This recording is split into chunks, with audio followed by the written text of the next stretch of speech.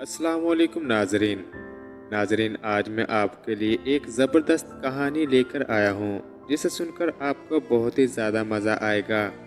मेरा नाम शफीक है, मैं लाहौर में रहता हूँ। ये कहानी आंटी नाजी और अब्बू जी की है।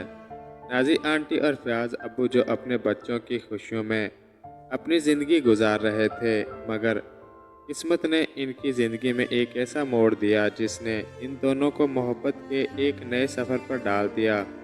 नाज़ी आंटी एक खुश इखलाक बावकार खातून थी जो अपने शौहर के इंतकाल के बाद अपनी बेटियों के साथ ज़िंदगी गुजार रही थी। वो हर दिन अपनी बेटियों की तालीम, शादी और खुशियों के लिए मनसूबा बंदी करती और अपनी ख्वाहिशात को पसे पुश्त डाल देती थीं। दूसरी तरफ फयाज अब्बू एक संजीदा मिजाज और नरम दिल इंसान थे जो अपनी बीवी को कई साल पहले खो चुके थे। इनकी ज़िंदगी इनके बेटे और कारोबार के गिर्द घूमती थी। इनकी मुलाकात किसी तकरीब में नहीं बल्कि एक आम सी मार्केट में हुई। नाजी आंटी अपनी बेटी के लिए कपड़े खरीदने गई थी और फयाज अब्बू अपनी बहन के लिए तोहफा खरीदने आए थे। दोनों एक ही दुकान पर थे जहां एक मामूली गलतफहमी ने इनकी बातचीत का आगाज किया।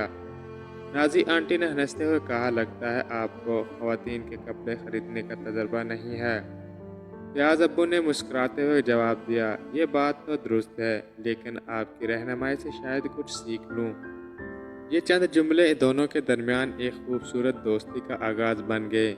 मार्केट में हुई ये मुलाकात इत्तफाकिया थी, मगर किस्मत ने इन दोनों को दोबारा एक दूसरे के करीब लाना था।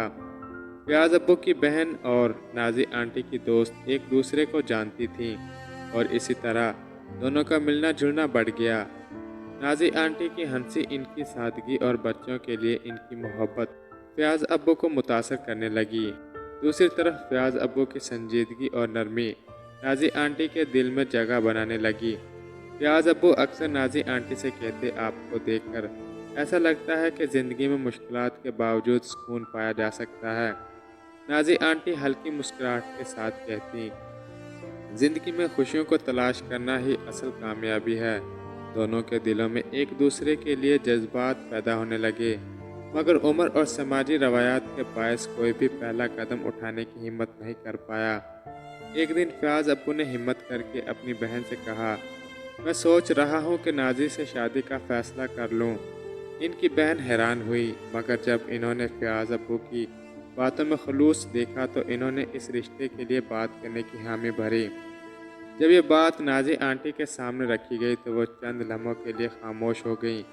इनके जहन में अपने बच्चों और माशरे की बातें गूंजने लगीं, मगर दिल की गहराई में वो जानती थी कि फयाज एक अच्छे इंसान हैं जो इनके दुख और खुशी को समझ सकते हैं। दोनों के बच्चों को जब इस बात का पता चला तो वो पहले हैरान हुए, मगर जब इन्होंने अपने वालिदैन की खुशी को महसूस किया तो इन्होंने इस फैसले को कबूल कर लिया।